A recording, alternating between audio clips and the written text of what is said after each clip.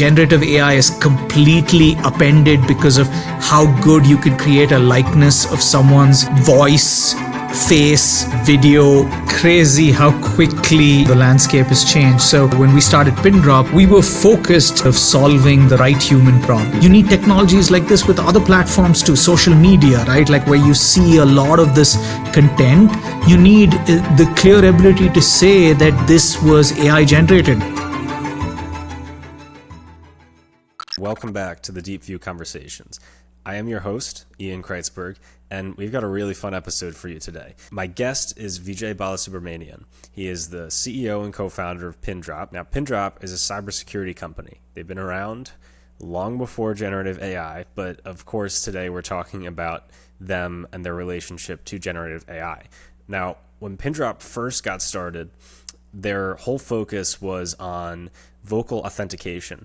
Right. So if I were to call my bank, their MO was figuring out that I was the right person, that I was Ian, that I was who I said I was. The reality that generative AI kind of kicked off is one of deepfakes, one where you can't trust what you see. And since we live in this kind of digital world, things to the human ear, to the human eye are often hard to distinguish from synthetic generation versus organic digital reconstruction, right? Is this a video of a real person, or is this a deepfake generated by any number of deepfake companies? And so in that kind of environment where you can't really trust what you're seeing, and that distrust is especially paramount in certain enterprises, financial and kind of banking institutions are a prominent one that come to mind there, where you have to know not only is this person the right person, but are they a real person? And that's the kind of switch that Pindrop made, where, you know, through deep learning technologies, they have leveraged their expertise in authentication and brought it over to this age of, can we now use this technology to determine whether or not a human said these words, whether or not a human is on the other end of the phone, or is it an artificial intelligence, a generative artificial intelligence system? So what we get into is this really fascinating breakdown of the kind of core of artificial intelligence research, which has to do with linguistics and the minute but highly impactful differences between the way that you and I speak and the way that a digital synthetic chatbot generates sound, generates voices, the way these deepfakes work. And it's not something that's discernible to the human ear, but it's very clear, specific, distinct anomalies that are discernible to Pindrop's models. So all that to say, this was a fascinating conversation. I think we'll get a lot out of it. Let's get into it. Vijay, it's so good to see you. Thank you so much for joining us today. Absolutely happy to be here, Ian. Great. So to me, there's so much to get into, right? This is all so interesting. The place I want to start, right, is Pindrop is a cybersecurity company. You guys have been around long before the kind of boom of generative AI that we've been seeing the past couple of years. But there was a change, right? About 2 years ago, you know, ChatGPT launches, it sets off this huge AI race from the public's perspective. And all of a sudden we have generative AI. We have a mix of open source, we have closed source, we have models that create output in the form of audio and video and images and texts.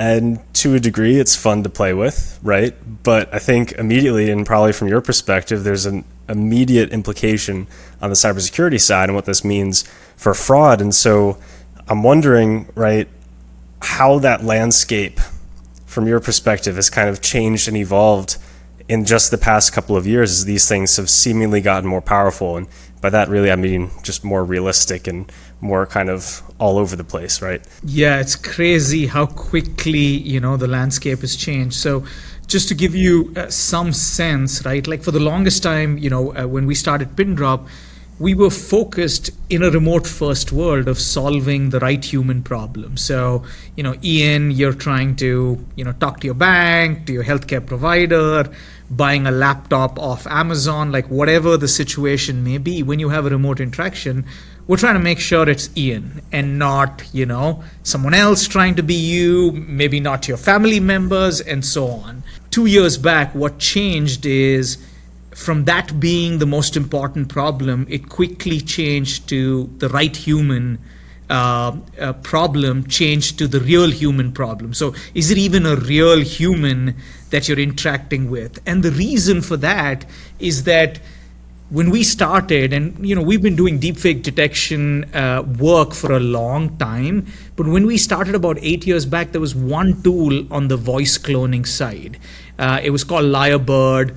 And it was a great tool, but it would take a significant amount of audio. So it would take hours of recording. And even, like, for example, when John Legend became the voice of Google Home, they required like 20 hours of him in him recording his voice, plus things that they already had of him, but 20 hours of content to actually allow Google Home to, in John Legend's lilting voice, say the weather in San Francisco is a balmy 36 degrees. All of that changed to now you have, from that one tool at the end of last year, there were 120 tools that could clone your voice. And then from the end of last year to March of this year, there are 358 tools that can clone your voice. So one, just the sheer amount of choice changed, but also the speed. What used to take 20 hours to clone your voice, now you need anywhere between 3 to 5 seconds to clone your voice. And the tools, if you upload more, if you need a really high quality version of your voice, you need 15 seconds. So you've gone from 20 hours and one tool to 350 tools. You can record your voice in many, many different languages, over 40 different languages, and all it requires is 3 seconds of your voice. Yeah, and I know all this, right? And it still mind boggles me every time I hear it. And I've been deepfaked a couple times in sort of experiments, right, along the way as we're going. And it is remarkable. And it's one of those things that it kind of has to happen to you, hopefully in a controlled environment for you to understand what you're saying, where, yeah, a few seconds of a recording, or, if you have out there a video that a friend took of you and posted on Facebook, right? And you might think you don't have any audio to train on, but that is alone enough that it can be created into this kind of voice clone, which then can be weaponized, and we've seen it weaponized. It's interesting, right? You were saying that when Pindrop got started, it was the kind of are we authenticating? Is this the right person? And now is this a real person? And those two questions still seem very related, right? Is it a fake person, being purported by the wrong person, by some sort of fraudster? But that core of authentication, right? Why did you get into that? Like, what inspired that kind of foundation of authentication's really important? I need to focus on this. Yeah, so it's interesting. What started me on this journey was actually, I was a PhD student at Georgia Tech, and once you start getting published, man, you go present, and so you need a suit to present, because that's what PhD students do. You want a nice little suit to go present and get out of your lab and actually talk to the world. And so, I couldn't afford a suit here in the US. So when I was traveling back to India, I got a suit because, anyways, if you buy a suit here too, it's probably made in India, right? And so, so I went, got the suit, gave it for alterations. And then, the next day I was busy getting ready to fly home. And what ended up happening is, that night, the previous night, after I'd given the suit for alteration at 3:00 in the morning, I get a call from my bank saying, hey, there is this transaction that's a little large. we need to verify it. And they called me at 3 o'clock in the morning because they didn't know I was in India. And it was, the fraud department. So the phone number that flashes on my screen is a New York based number. And so I'm looking at it, pick up the phone, it's 3 o'clock, I'm super groggy. And then they're like, hey, there's this transaction. We need you to verify the transaction. I'm like, okay, tell me what the transaction is. They're like, before we give you more details, we need to verify you. So please tell us your social security number and your date of birth. And I'm like, I'm a security PhD researcher. And I'm like, at 3 o'clock in the morning, somebody's asking for my social security number and I don't know who it is. I'm definitely not giving this out. And so we spent 30 minutes in this silly cat and mouse game where I was trying to find out who they were trying to find out who I was. And then ultimately after 30 minutes, and I was like tired, and I was like, you know what, go ahead and cancel the transaction. It can't be that important and I'll figure it out in the morning. And that morning I was busy packing, shopping, and my suit company kept calling me. I just didn't pick up their phone. So at 12, when I was supposed to go pick up, I was like, hey, I'm heading in to come pick up my suit. And they said, oh, your credit card company declined your transaction. So we're not going, we stopped working on it. So you can't have a suit. So I flew back to the US without a suit. And I was, really, really frustrated, right? And so I was like, man, we have existed for so long and phone systems have existed for so long that other than the fact that when your mom or your friends call you, you know who it is. But if it is a random phone call, you have no idea who's on the other end of that phone call. And these phone systems have existed since Alexander Graham Bell. So the fact that something as basic as identity could be established on a voice channel, that became the core of my PhD thesis. And what ended up happening is it was academic to start off with, but then we soon realized that every organization, when they interact with you on the phone, they actually have no clue who you are. They have very, very poor mechanisms to determine who you are. And therefore, it started becoming the core or the beginning of Pindrop's work. I have to imagine that kind of story that you're telling, right, where your bank calls you, each of you are trying to figure out who the other person is, no one has any capacity to do that. I feel like even though that was, a few years ago, that has to be such a pressing concern for so many enterprises today, even AI aside, but I think the AI component just makes it so much more pressing, the verification, especially in the banking side of things and the finance side of things. Is this my actual customer? Is this their actual transaction?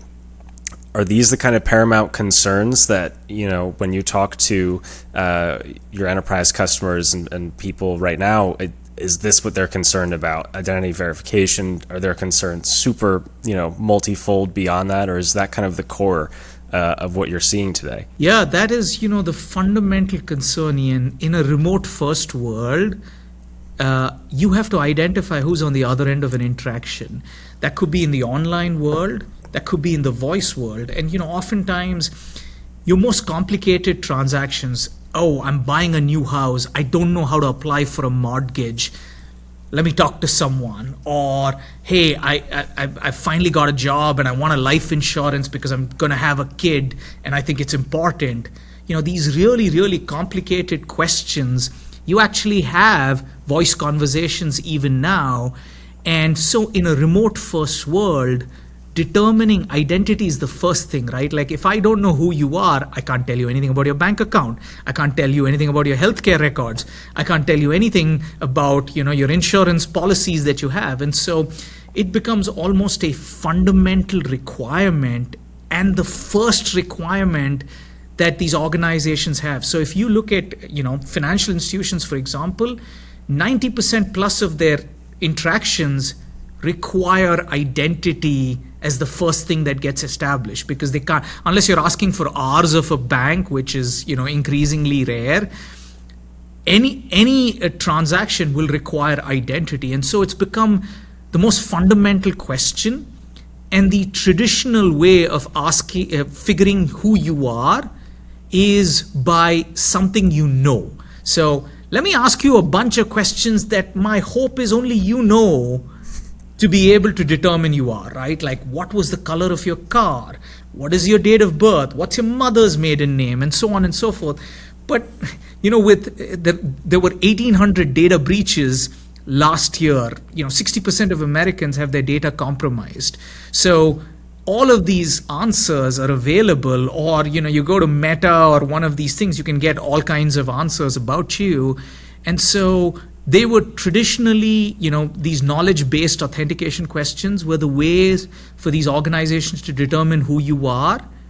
And with data breaches, it is absolutely impossible to differentiate between you and the fraudster, because currently 92% of fraudsters know the answers to these questions. So you're catching 8% of super lazy fraudsters who haven't done their homework, and they'll probably do their homework and come back and take your account over, right? And so it is really the fundamental question every organization grapples with, and doesn't have great tools to answer this fundamental question. And it seems as though this is it's such a broad thing that you're talking about, right? And the implications, if you think about it for more than 30 seconds, you go, oh boy, right? Because you're right, it is a remote world, it is a digital first, and in some cases digital only world, where it's hard to get a person on the other end of the phone.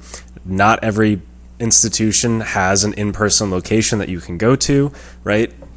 It is digital first, bleeding towards digital only. And in the landscape you're talking about, where you have people don't even think about their kind of digital footprint, right? And what kind of exists out there that they might not know about, that has those knowledge-based questions answered, right? They have a picture on Instagram of their first car, and that just gets sucked up in a web scrape somewhere and analyzed or something. Is the biggest kind of cybersecurity gap right now, when you're thinking about that kind of ever-present need to verify identity, is it generative AI? Is that a gap that just no one really knows how to plug yet? Or is it just one of many, many things that just are kind of reality of living in a social media society? Yeah, I think it's the two that I highlighted before, right? Like, one, how do you ensure it's a real human, which is where generative AI completely upended the issue. And then, is it the right human, right? Because you also need to establish not just is it human or machine. Once you've established it's human, am I talking to the right human? In which case, you need a whole bunch of mechanisms to determine I'm really interacting with Ian, and not, for example, your significant other who might have access to a lot of your devices, your information, all kinds of other things, right? Or, we see grandparent scams, family scams, first party fraud and things like that. So it's these two problems. One is it a real human, which generative AI is completely upended because of how good you can create a likeness of someone's voice, face, video, driver's license, whatever you might think of. And then the second is, once you've established it's a real human, is it the right human? Is it really Ian and not someone else? Right. And now diving into that, right? I know that, and I've written about this before, and you and I have spoken about this before, that Pindrop has been working on and has launched solutions to make those determinations, of, is this a synthetic voice? Is this a real voice? And this is called Pindrop Pulse, right? And so I have a lot of questions about that I want to kind of get into. And the first thing is that, I know that this has been the kind of result of about a decade of research.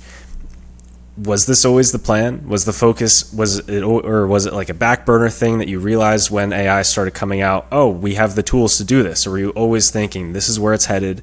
We're going to need eventually some way to verify if a voice is a human organic voice or if it's a digital synthetic replication. Yeah. So, it would be awesome if that was always the plan, man. I'd be Nostradamus or, some really prescient being.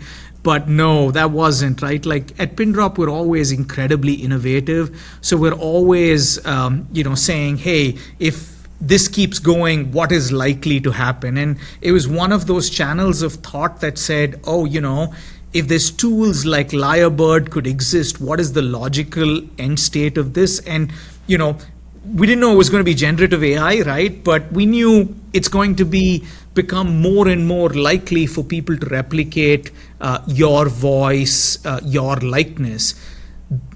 What has truly been surprising. So, even before generative AI came, I remember when Anthony Bourdain, there was a documentary of him called Roadrunner, and the director used a lot of, audio processing tools like Lyrebird and a whole bunch of capabilities to actually replicate his voice, after he was dead. And they released, one of his, synthetic voices in a trailer, and he got a lot of flack. And, then he decided not to showcase the other pieces of the audio. And then we were brought in to find out the other pieces, and we discovered 50 seconds of audio that was generated and not Anthony Bourdain. And that created a lot of great press cycle for Pindrop. But even then, we continued working on this area and building patents in this area. And what just changed, or what surprised us, is just the speed of these systems. Once you figured out these deep neural networks, these GANs that allow you to iterate so many times to get to either crazy human likeness on voice, video, or face. What surprised us is how good they got, how quickly, and just the sheer explosion of them. And then what surprised us even more is the speed with which attackers adopted this technology. So, ChatGPT came out 2 years back. We thought, oh man, there's going to be deepfake attacks. So let's start monitoring our customer interactions to see is deepfake being used. And in all of 2023, we'd see one attack a month across our entire customer base. So we'd see that one attack, and then we'd be like, oh man, this is interesting. They're slowly getting better. And then this year, it was crazy. Right now, we're seeing an attack a day per customer. And there are certain customers who are seeing a deepfake attack every 3 hours. These are really, really large institutions. And so that has meant a 1,400% increase in deepfake and synthetic attacks just in the first 6 months of this year as compared to all of last year. So when we actually look at the entire year in totality, that number, the 1,400% number, will be much, much higher. But right now itself, after the first 6 months, it's already 14% explosion of these attacks. So it's not just that these AI tools have exploded, it's the sophistication of attackers using these tools and using it to take over accounts and scale their operations at unimaginable levels that has truly, truly surprised us. Those numbers are insane. It's interesting, I guess, the pace of adoption, right? Yeah. Where 2023 was more quiet and 2024 is just explosive. Yeah. And this is what we see, right, when you're talking about the cybersecurity implications and the fraud, and it's not just companies, it's people too, of increased scale, where these threat actors can now do, they've been doing this forever, right? Fraudsters are going to fraud, right? But now they're capable of doing so much more at such a broader scale. And I think the point that maybe doesn't get enough attention is that it's all hyper-personalized, and that's why it's so dangerous, right? It's specified, the attacks are constructed based on profiles of people that are created, so that someone who might be not as susceptible to this kind of attack might be more susceptible if it pretends to be whatever, a banking institution or whatever. So those numbers are crazy. Do you expect that trend to kind of keep moving in what seems like a semi-exponential manner? Yeah, for sure, because and you've hit the nail on the head, right? It's a crazy combination of being able to scale, but also being able to personalize and customize it. So, when you try to customize it for one, it usually means it doesn't scale. And here you have the best of both worlds. And we saw that, so for example, when you saw, earlier this year, we were the ones who identified the Biden robocall that, affected the Republican primary in New Hampshire. And we're the ones not just who, identified it, but identified the AI application. And that's a case, what worries me is the fact that you could go after, that particular place that was holding primaries and create a version of President Biden asking you not to vote.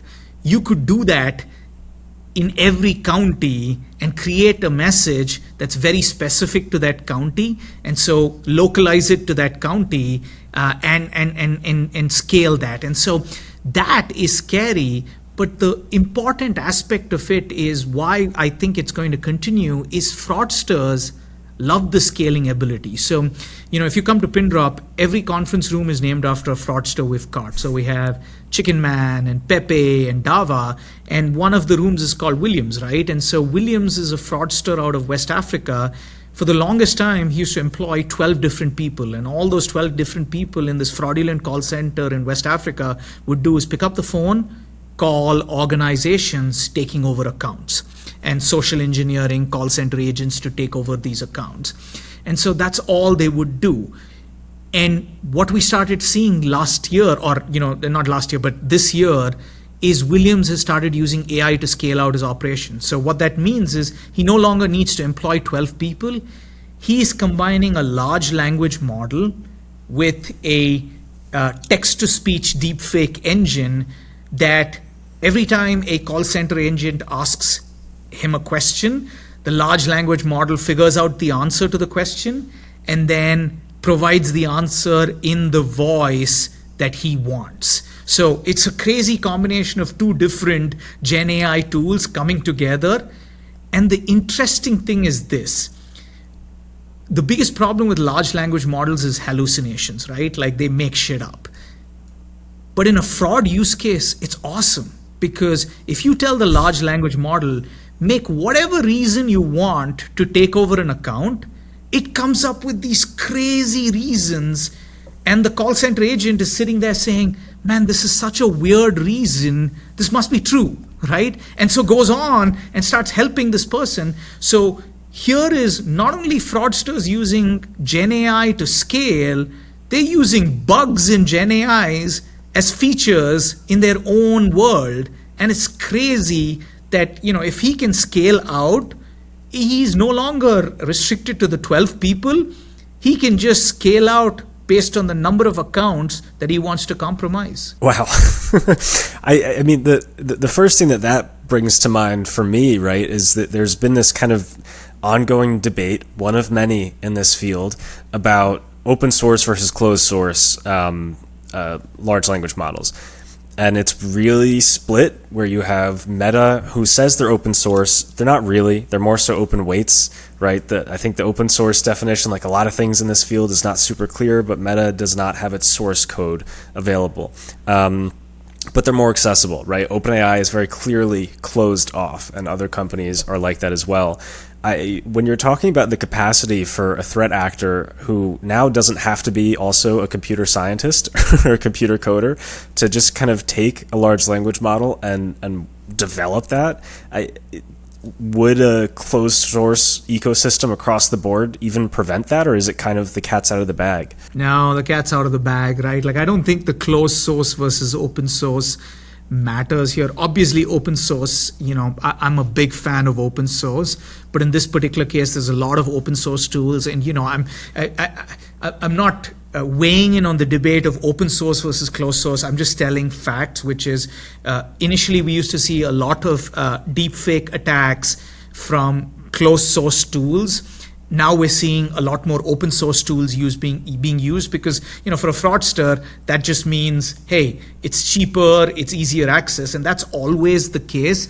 But I think open source is actually, a good way, or it doesn't matter whether it's closed or open source. I think in either of those cases, there is a requirement for Gen AI tools to add a layer of security within their own tools, right? Which is, hey, how am I making sure that the person using this tool to generate stuff isn't using it for malicious purposes? So if I am creating a clone of Ian's voice, how am I making sure that I've gotten the right consent and that my own consent mechanisms haven't been beaten by another Gen AI tool, right? And so you have to make sure that you really invest a lot in the security of your tools, because it's something that you're getting. They have a lot of power, right? And so with a lot of power comes, this is like the old Spider-Man quote, right? With a lot of power comes a lot of responsibility. And so that responsibility means building security features within your own tools to avoid misuse. And then you'd still need tools to detect when misuse is happening. And so that's never going to change. But I think a lot of these players need to start getting a whole lot more responsible and a whole lot more secure in the way people are using their tools. And just circling back, right, to a thing that I think is just super interesting that I want to get into.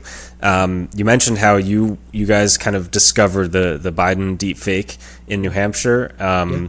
And I think before that, the work on the Anthony Bourdain show. So when we talk about, and we've talked about a few times already, right, the kind of identification of, is this a real person? Is this a synthetic person?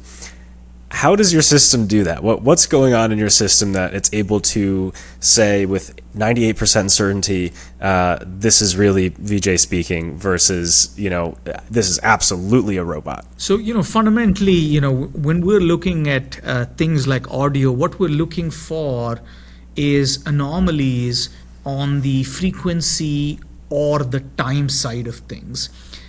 What I mean by frequency is, when you speak, you have the way you say certain things has certain harmonics and cadences to it. And so looking at those frequencies is one example. So for example, when you say San Francisco, the word San and Francisco, the F and S, is actually you channeling noise into actual words. So it's the sh turned into S or F. And so that's something you can do as a human, largely because over 10,000 years of you speaking, during this period in time, you also cultivated soft fruit. So you developed an overbite, which essentially meant your jaws could move one on top of each other, so you could create these kinds of notes, which is something, when a system doesn't have a physical production, it doesn't care about these, and these are, characteristics in the high frequency range. So what ends up happening is they don't pay attention to it because it is not important, or it's too much effort to pay attention to these subtle things, because these subtle things your ear doesn't pick up on, right? It glosses over these things. And so oftentimes what we'll find is the way they're pronouncing these fricatives or other phonemes are very unique to the deepfake engine. And therefore we can pick up on that. An even more interesting characteristic is what is known as a temporal characteristic, which is how is your voice changing over time, and therefore how is your physical, what is your physical changes in your vocal tract, in your nasal cavities, in order to enunciate what you're trying to say. So for example, when you say hello Paul, my mouth is wide open when I say hello, and then my mouth shuts down when it says Paul. There's only a certain speed with which I can do that. These machines don't have physical limitations, so they don't care about those speeds. And so they do it in all kinds of weird ways. So one of the conference rooms is called Giraffe Man, because every time we analyze the audio of this fraudster, we're like, okay, the only human being that could have produced this kind of sound is someone with a 7-foot long neck whose vocal cords are thrashing too rapidly between those 7-foot configurations. And so that's why it's called Giraffe Man. But ultimately, all of this is very important, largely because when you're speaking and a digital channel is capturing your voice, even the lowest fidelity channel, which is call centers, has 8,000 samples of your voice every single second. And that means there are 8,000 times for a generative AI machine to make a mistake. And that's what we're picking up on, right? And because there's so many opportunities, you catch a lot of these anomalies. We're on on Riverside podcast.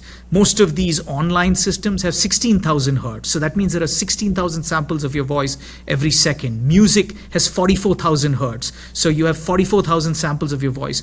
So there's just a lot of information every single second, and the machine gets it wrong very often. And so we are picking up on those. And the fact is that that machine doesn't even care about those mistakes, because those mistakes are not important for it to convince your human ear. And that's where we pick up on a lot of these anomalies. Does that help? Yeah. It's such an interesting thing, that the kind of explanation, right, of the overbite, and the kind of organic formation and construction of our speaking mechanisms and the way that humans create the sound and that we communicate. When you're talking about the research that you did, that you kind of built on and that you pursue to create these kinds of tools, it seems like there's a big role of linguistics, just pure and simple linguistics of how do we differentiate between what's human and what's not human. You need to understand human linguistics, and that's just interesting to me, because the core of artificial intelligence research, a lot of it is just linguistics work, right? Was that the case? Yeah, it's super interesting. You're absolutely right. It's linguistics, it's phonemes, and we often find, right, like our ability to catch that, right? Like we also use deep learning systems within our own end to do deepfake detection. But when we unravel it and start understanding why are we catching certain things, you're absolutely right. It is linguistics, and it's fundamentally our very own human being, right? Like we have all of these crazy imperfections, man, which make us human, but that also allows us to differentiate between a machine, which is often too perfect. Right. Human imperfection is what will always set us apart. Yeah. You mentioned before, right, that these things are improving so quickly, right? The rate of that improvement and that adoption kind of surprised you. How the hell do you guys stay ahead of the curve when it seems like everyone from publicly traded companies to scammers in a basement somewhere are trying to make systems more capable of fooling you? So, I think it's all based on the asymmetry of generation of deepfakes versus detection of deepfakes. So for us to detect the universe of deepfakes right now, it is 4 orders of magnitude cheaper than a deepfake creation engine. So that means in order for us to detect a deepfake, it's 4 times cheaper, or 4 orders of magnitude cheaper to detect that deepfake. And that asymmetry means as the deepfake engines get better, deepfake detection also gets better. And an intuitive way to think about it is, for a deepfake generation engine to make you believe that this is real, it has to worry about your intonations. It has to worry about your disfluencies. When do you say ahs? When you're taking pauses, how do you take pauses? What is your emotion? What is your tonality? All of that. All we have to do is find one mistake. And so it's that asymmetry between detection, and this asymmetry has always existed in security, right? Like, not that it's always existed. Every time security has won, the asymmetry has existed. So for example, there was a point in time, I remember when I first got into security, the big problem of the day was email security. So there was spam, right? There was tons of spam. 95% of all emails that you would get were spam. So it was painful. And so then the spam engine started creating spam detection. And there was this race. But then it became so hard to avoid the spam detection engines that they would hide it in images, and then the images wouldn't render, and they would do all kinds of things. And ultimately, spam detection became so good. And it's one of the reasons the systems that invested a lot in spam detection, like Gmail and things like that, won out against email behemoths that used to exist before, like Yahoo and Hotmail, like Gmail with its big storage, clean inboxes, won out, right? And so it's something that's always existed. In security, you've always got to find the asymmetry that's going to keep you ahead. You're never going to stay ahead at a moment in time, but as long as that asymmetry exists in the long run, you will always stay ahead. And we think we have found that asymmetry, right? Which is detection is so much cheaper than generation, and for a very intuitive reason that they're going to improve and so are we, but the cost of our improvement is not going to be quite the cost of theirs. And as long as that's the case, and as long as we continue to sell more customers, have more funding and stuff like that, we'll continue to stay ahead. That's a really interesting point, and that actually answers a question I had for you down the line. So perfect, we're on the same wavelength. Something else that I've been kind of wondering about, right? The distinction that enables you to identify synthetic versus authentic, organic human sound, right? The way our organic bodies produce the noises that we call words. Is there a world, and I guess this is theoretical, I don't know how much people are working on this, where through robotics and rubber and silicon and timing digital speakers to movements of robotic mouths that they can overcome that? Is that even a realistic, worth it expenditure? Yeah, I mean, it's possible, right? Like, and maybe Hollywood studios, when they're trying to recreate, something pretty insane, they are. But that's the point, right? Like, if you don't make it scalable, you've won, because the average attacker is not going to have that. And there's going to be an attack that's cheaper, simpler to execute, rather than getting this crazy equipment in your basement and trying to get it to work, finding legal ways to procure it and do all of that. For sure, there are going to be people who do it, and it's going to be incredible, but it's not going to be there for the average attacker. And that's all that matters, because if it is not an attack that scales, then it means people's bank accounts are not at risk at large. You don't have elder citizens getting scammed every day, right? Like in many of them. And so any attack that doesn't scale is a win. Right now, the problem is these attacks scale and they allow attackers to get ahead. And as long as you can change that dynamic, you've won. Right. Yeah, no, that's a good point. It's all about scale. These guys have to be as efficient as possible to keep their businesses operational. And so a point you mentioned earlier, right, where you would like to see more responsibility in the creation of these tools, open source, open weights, closed source, doesn't matter. A kind of ethos unspoken perhaps of Silicon Valley, and I think we've seen a big resurgence of it, is the whole move fast, break things paradigm, where it mattered more, and it matters more, I guess, still today, to put the stuff out there, to get the applications out there, to get the muscle memory going of people are using these things, than it does to slow it down, to perhaps increase the latency by introducing mechanisms that would make it more secure. When we talk about integrating and building responsibility and security into those systems, are there technical ways that they could potentially do this, and I guess they're just choosing not to, or is it just very challenging to build cybersecurity into these systems? No, it's actually pretty easy, because so for example, in our system, ours is a very simple API. So all you need to call is the API to then determine, okay, are you interacting with a real human or a machine, right? And so it's actually really simple. And, we're deployed in 8 of the top 10 banks, 5 of the top 7 insurances, some of the biggest healthcare providers, biggest retailers.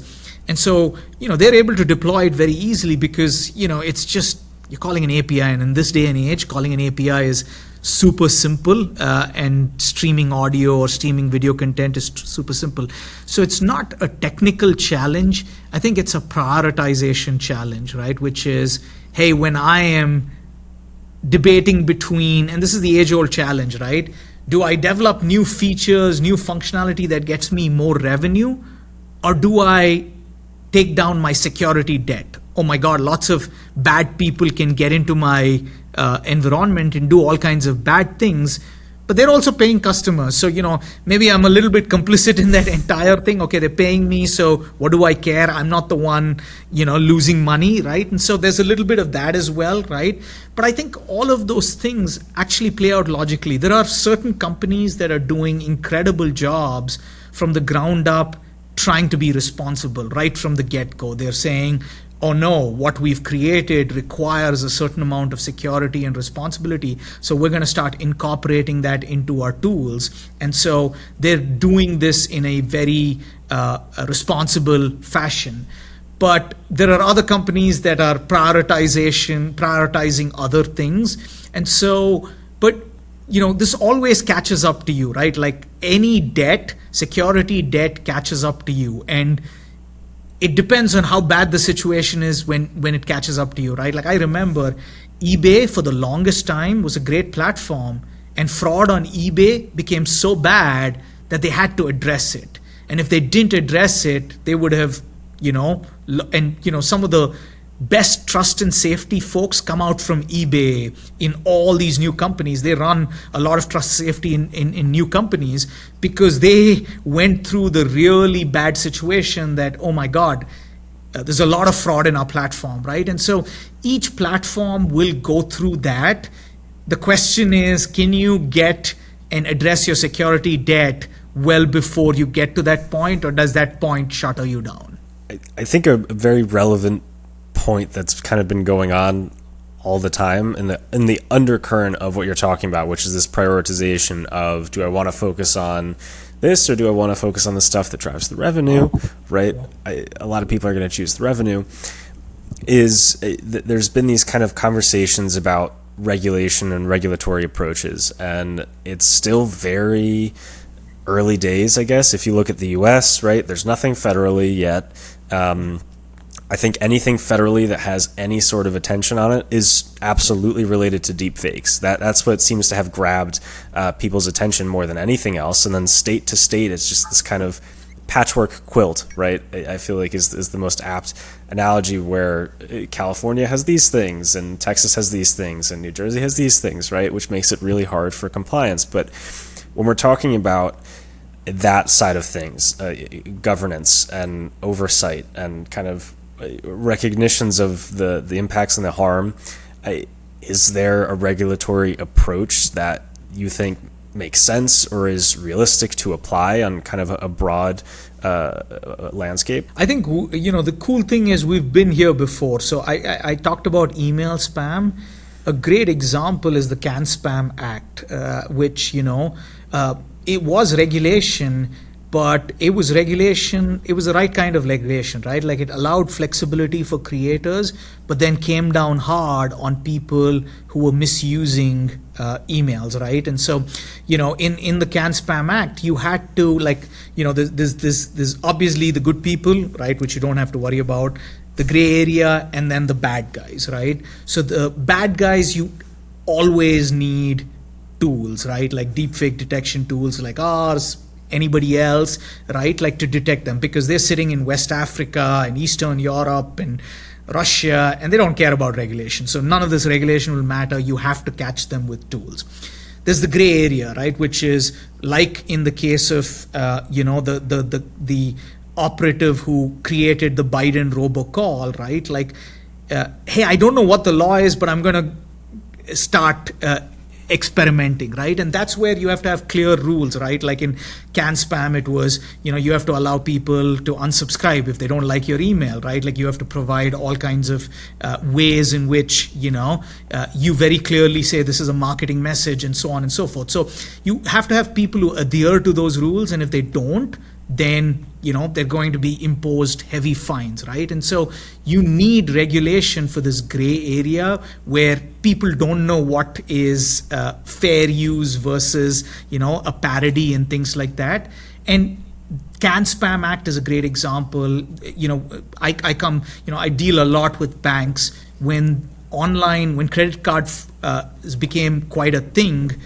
there was a lot of fraud, credit card fraud. In fact, credit card fraud used to be percentage points of the amount of transactions. Now it is measured at 1/100th of a percentage point. So it's become really small. And the big change there was what was known as KYC laws, or know your customer. That is, when you're interacting with them, you as a bank or you as an organization have to have some basic tools in place that allow you to know your customer. Similarly, in the email, you as an email provider have to have some basic email spam filters, and these are the categories of things that you need to do to protect your folks. So I think this regulation is helpful, but I think regulation like the CAN-SPAM Act or KYC is the right kind of regulation.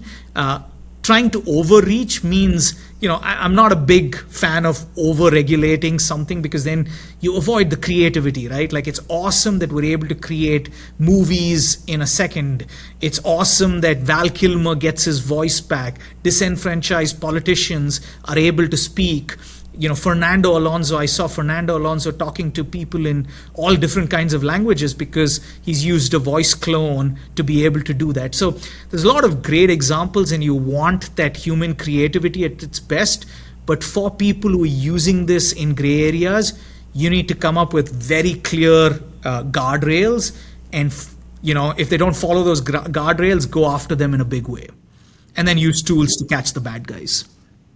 Exactly. Yeah. And I guess a lot of that, right? AI is often described as a dual use technology, a double-edged sword. And so it's the kind of constant and sometimes moral philosophical question of, are those use cases that you're describing worth whatever risk that they might also incur? And that kind of leads me right to my last point, which is, so you guys are enterprise solutions, right? Yeah. And in a lot of ways, I think enterprise is the clear victim or target of these types of attacks. It's an obvious one, right? Go after the banks, go after Credit Karma. This is where people's data are. Yeah. We're also seeing a different kind of attack as well that's personalized. I feel like at this point, 2024, close to the end of the year, crazily enough, most people probably know someone who knows someone, or knows someone themselves who got a phone call from a relative asking for a money wire, right? Or who got an email and, clicked on a link, and right. So it's impacting people. And so I'm wondering, right, from a cybersecurity perspective, what can be done? What can people, what should grandmothers be doing, for instance, right? What should I be telling my grandma to make sure that this doesn't happen? Yeah, I think the key is, we have to find ways to disseminate this kind of technology across these platforms. So communication providers, carriers, and things like that have to find a way to tell your grandmom that they're on a deepfake call, right? Because otherwise there's no way she's going to figure that out. Humans can detect deepfakes, audio deepfakes with 38% accuracy, right? So 2 out of 3 times you're getting it wrong, right? And so your grandma has no chance, right? And so you need technologies like this within the carrier. You need technologies like this with other platforms too, social media, right? Like where you see a lot of this content, you need the clear ability to say that this was AI generated. Maybe it was for a parody, but this was clearly AI generated, so someone doesn't think this is the real thing, right? And this is where we've started working. Like, we work with this company called True Media, and they're doing all of this cool stuff, helping media houses determine what is real and what is fake. And 46% of the videos that we get from them are deepfaked, right? And so the fact is that, it's crazy. At one point in time, right, like when they were telling us, when media houses used to get, like 9 times out of 10, the video would be a real video, right? Like, it is the odd one that would be, doctored and all kinds of things. Now, the fact that every other video coming from places like Israel-Hamas war and, other conflicts is deepfaked is crazy. And so being able to have platforms have the ability to detect deepfakes and make it very clear to the consumer, being able to have carriers tell consumers, hey, you know what, this is a deepfake call that you're on. That's important. For these tools to be able to say, oh, the person that's using me is misusing me. I think those are super important to actually protect the end consumer. And again, this is where I think regulation can help, right? Because the end consumer, in a lot of these situations, unfortunately, the end consumer, because a lot of these organizations aren't necessarily looking out for the end consumer. You need to be able to protect that end consumer and say, hey, if you are providing a particular service, you need to. Either that or, carriers and platforms start charging for these features, right? And that could be another way, right? And I've seen that work as well, right? Like for my own dad and mom, I am totally fine buying an additional package on the carrier that says, hey, they will not get a deepfake call, right? I will buy it for them, right? And so I think it's a combination of either the carriers and the platforms, the social media platforms, the news media platforms do this, or you need some kind of regulation to help with this. Absolutely. Well, Vijay, we're going to leave it there. As always, fascinating conversation. I really appreciate your time. Thanks so much for coming on. Thank you so much, Ian. This was such a blast.